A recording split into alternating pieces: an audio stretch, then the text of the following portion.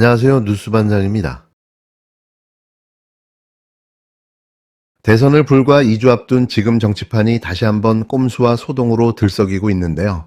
국힘당 김용태 비상대책위원장이 꺼내든 카드가 다름 아닌 대통령 후보 배우자 TV토론이기 때문입니다. 겉으로는 그럴싸해 보이지만 속을 들여다보면 얄팍한 정치쇼와 이중잣대가 고스란히 드러나고 있는데요. 여기서 한마디만 하고 가겠습니다. 용태야, 준석이한테 대체 뭘 배운 거니? 전형적인 정치 야바위꾼들의 개수작질인데요. 이러고도 청년 정치, 젊은 정치를 이야기할 수 있는 걸까요? 김용태의 머릿속에서 나온 꼼수라면 구태도 이런 구태가 없는 겁니다. 존경하는 국민 여러분, 국민의힘 비상대책위원장 김용태입니다. 저는 오늘 대통령 후보 배우자 TV 생중계 토론을 제안드리려 합니다. 영부인은 단지 대통령의 배우자가 아닙니다. 대통령 곁에서 국민과 가장 가까운 자리에 서 있는 공인입니다. 때로는 사회적 약자와 소외된 이들을 향한 배려와 공감의 메시지를 전달하는 상징적 역할도 수행했고 국가 정책에 영향을 미치기도 합니다. 우리 정치에서 영부인의 존재는 오랫동안 검증의 사각지대에 있었습니다. 지난 시기 대통령 배우자 문제는 국민께 희망보다는 실망을 드렸고 통합보다는 분열을 안겨드리기도 했습니다. 이제는 달라져야 합니다. 더 이상 이런 악순환이 반복되는 일이 없어야 합니다. 대통령 배우자의 사회적 영향력은 크지만 이에 대한 검증은 턱없이 부족합니다. 영부인의 역할과 관련한 법적 규정도 제도도 미비합니다. 이에 국민의힘은 설란영 여사와 김혜경 여사 두 후보 배우자의 TV 토론을 제안합니다. 여성과 아동, 노인과 장애인 등 사회적 약자를 위한 정책 철학은 물론 영부인의 역할과 책임에 대한 각자의 견해를 국민 앞에서 진솔하게 나눠주시길 기대합니다. 이 토론은 특정 배우자를 겨냥한 것이 아닙니다. 대한민국 정치 문화의 수준을 한 단계 높이고 국민의 알 권리를 제도화하는 첫 걸음입니다. 국민이 대통령을 고를 때 그 곁에 설 사람에 대해서도 판단할 수 있어야 한다는 상식적 요청입니다. TV 토론은 사전투표 전에 이루어지기를 희망합니다. 이재명 후보 측의 입장을 5월 23일까지 밝혀주시길 정중히 요청드립니다. 민주당의 전향적인 수용을 기대하며 국민 앞에 더 성숙한 정치 문화를 함께 보여드릴 수 있기를 기대합니다. 이 자는 이재명 후보의 배우자 김혜경 여사와 김문수 후보의 배우자 설란영 여사를 토론장에 세우자는 건데요. 김용태는 영부인은 단순한 배우자가 아니라 사회적 약자를 위한 상징적 존재이며 국가 정책에도 영향을 미친다며 그럴듯한 이유를 내세웠습니다.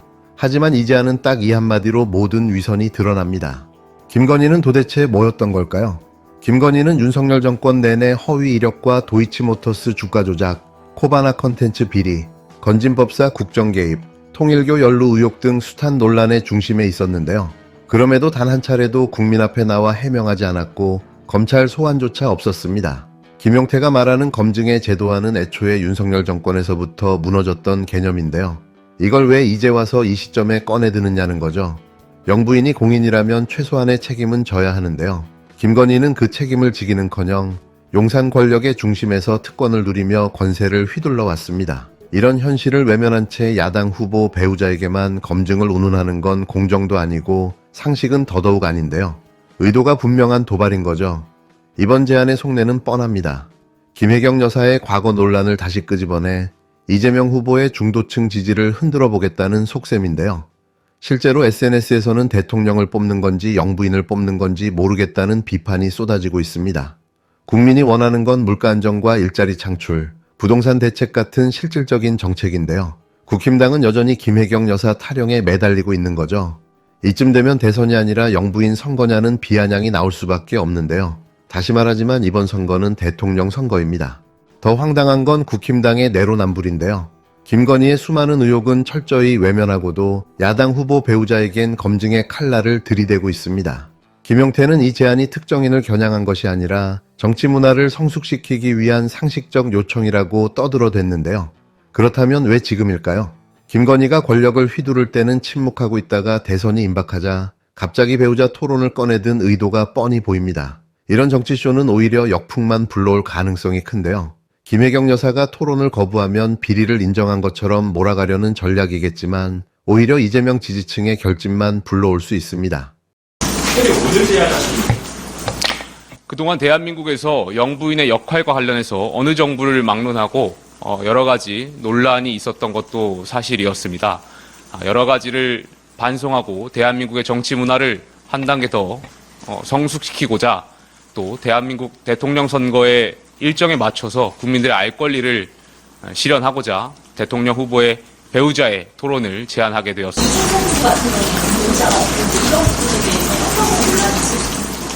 글쎄요, 그 부분에 대해서도 개혁신당에 뭐 특별한 추가할 수 있는 부분들, 의견이 있으면 같이 검토해 보겠습니다. 더 이상 질문 없으시면 여기서 마치겠습니다. 예. 예. 지난 대선 때 배우자 논란이 있으셨는데 이런 상황이잖아요. 지금 와서 이렇게 제안을 하시는 거는 대단한 게 아니라고 하셨지만 그때는 제가 비대위원장이 아니었고요. 제가 비대위원장이 돼서 국민들께 빠르게 놀랄 만큼의 변화를 보여드리겠다고 약속드렸습니다. 대한민국 영부인이 갖고 있는 사회적 위상과 역할이 있습니다. 거기에 대한 많은 갈등이 있었고 분열이 있었습니다. 저희도 반성하겠다라는 말씀 드리겠습니다. 모든 것을 담아서 국민들의 알 권리를 실현하기 위해서 제안드립니다. 민주당의 이재명 후보 측도 여기에 대해서 5월 23일까지 빠르게 답을 주실 수 있도록 부탁드리겠습니다. 특히 이준석 후보가 미혼이라는 이유로 토론에서 제외될 수 있다는 점은 이 제안이 얼마나 졸속이고 무책임한지를 보여주는 대목인데요. 진정한 검증이 필요하다면 김건희부터 토론장에 세워야 합니다. 국민 앞에서 도이치모터스 사건부터 통일교 연루 의혹까지 소상히 해명하도록 하는 것이 상식이고 정치개혁의 출발인 건데요. 지금 보수 진영은 이재명 후보의 독주를 막지 못하면 괴멸할지도 모른다는 공포에 빠져 있습니다. 아마도 이런 절박감이 어이없는 배우자 TV 토론이라는 황당한 제안까지 이르게 된 건데요. 19일 발표된 리얼미터 지지율 조사에 따르면 이재명 후보가 50.2%를 넘겼고 김문수 후보는 35.6%, 이준석 후보는 8.7%에 머물렀는데요.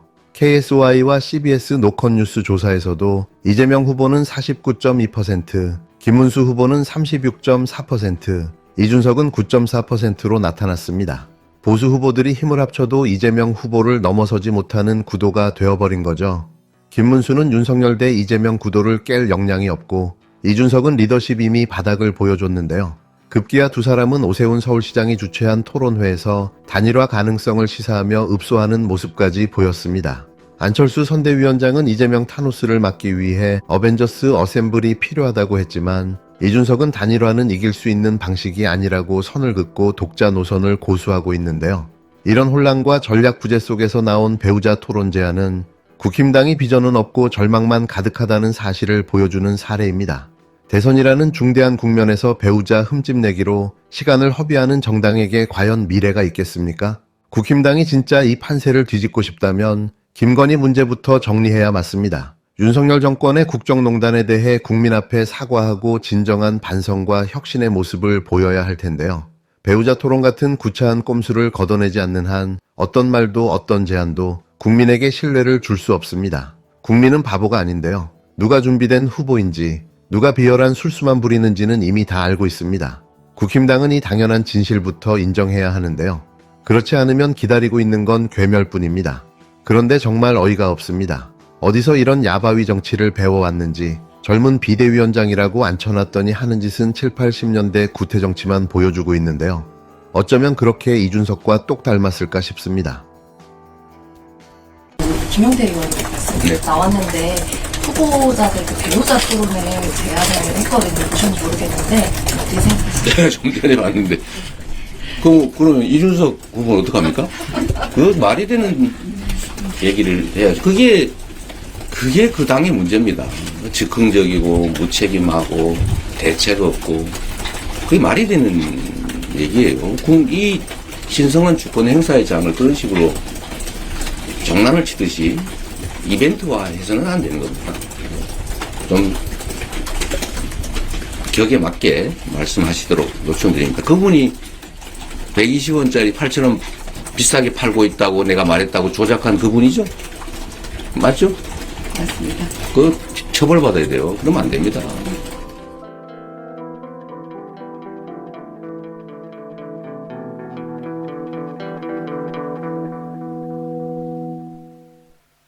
안녕하세요. 대선을 한 2주 정도 앞두고 있는데요. 정말 흥미로운 제안이 하나 나왔습니다. 네, 어떤 내용인가요? 국민의힘 김용태 비상대책위원장이요. 이른바 대통령 후보 배우자 TV 토론, 이걸 하자고 제안을 했습니다. 저희가 관련 자료들을 좀 봤는데 이 제안의 배경이나 뭐 정치권 반응 이런 것들이 다양하게 담겨 있더라고요. 아, 배우자 토론이에요. 선거 막판에 좀 이례적인 제안 같은데요. 네, 그렇죠.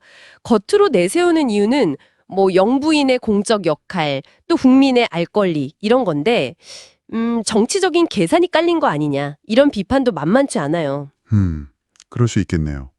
그래서 왜 하필 지금이냐, 그리고 이 제안을 둘러싼 쟁점은 뭔지 오늘 좀 자세히 들여다보겠습니다. 네, 좋습니다.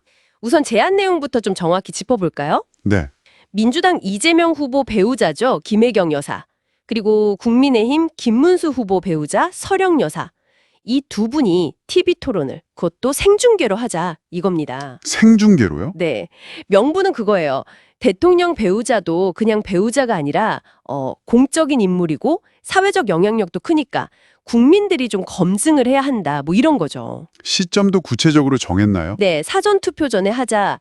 그리고 5월 23일까지 민주당이 입장을 달라. 이렇게 딱 시한까지 못 박았어요. 아, 상당히 구체적이네요. 물론 뭐 대통령 배우자의 공적인 역할, 책임 이런 논의 자체는 의미가 있을 수 있죠. 과거에도 영부인 활동이 국정에 영향을 미친 경우들이 있었으니까요. 그렇죠. 근데 이 제안이 나온 시점이나 뭐 정치적 배경 같은 걸 보면요. 이게 그냥 단순한 공익 제안이다? 이렇게만 보기는 좀 어렵다는 분석이 많습니다. 아, 어떤 배경이 있는 건가요? 구체적으로 좀 설명해 주시죠. 지금 뭐 여러 여론조사 나오고 있잖아요. 그걸 보면 이재명 후보가 과반에 가까운 지지율로 상당히 앞서고 있어요. 네, 그렇죠. 반면에 이제 김문수 후보나 뭐 이준석 후보 이런 보수 진영 주자들은 상당히 좀 어려운 상황이죠.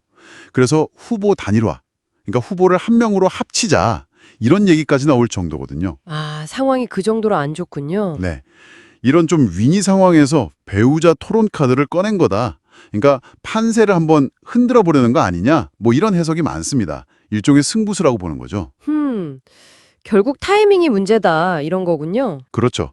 보수 후보들이 힘을 합쳐도 지금 쉽지 않은 구도인데 뭔가 새로운 변수를 만들려는 시도다 이렇게 볼 수 있는 거죠. 그렇군요. 역시 비판의 목소리도 크다고 하셨는데 어떤 점들이 주로 지적되나요? 가장 핵심적인 비판은 역시 그겁니다.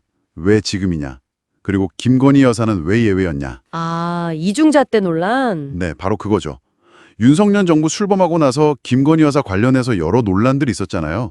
뭐 허위 경력이라던가 주가 조작 의혹이라던가. 네, 민감한 사안들이었죠. 네, 그런 문제는 침묵하다가 선거가 코앞에 닥치니까 갑자기 야당 후보 배우자를 검증대에 세우자.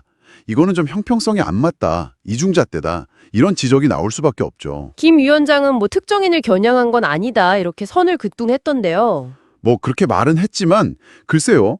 많은 사람들은 이걸 김혜경 여사의 과거 논란, 이걸 다시 좀 수면 위로 띄워서 이재명 후보 지지율을 흔들려는 거 아니냐.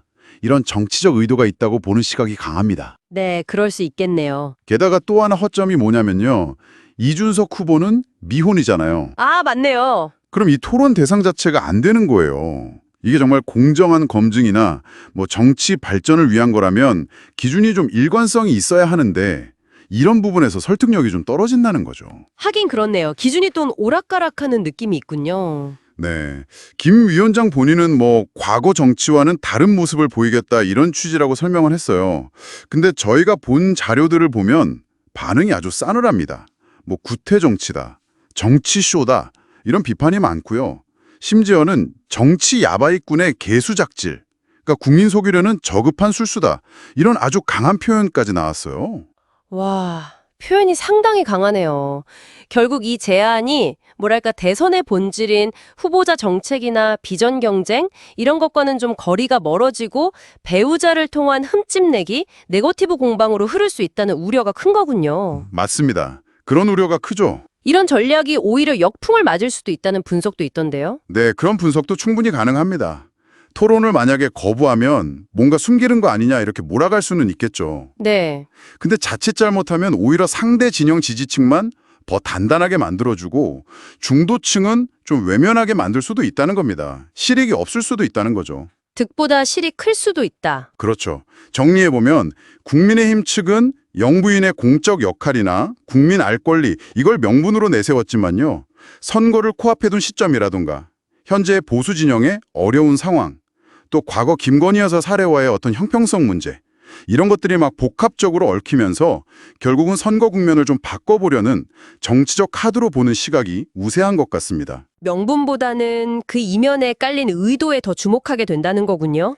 네, 결국 공정한 검증이라는 이상적인 말과 선택적 검증 아니냐는 현실적인 비판, 그 사이의 간극이 이번 논란의 핵심이라고 할 수 있겠습니다. 네.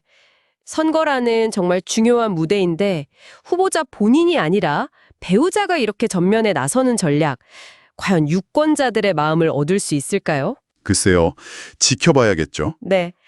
당신께서도 이번 배우자 토론 제안이 우리 정치에 어떤 질문을 던지고 있는지, 그리고 유권자로서 우리는 후보자 검증 과정에서 무엇을 더 중요하게 봐야 할지 한 번쯤 생각해 보시면 좋겠습니다.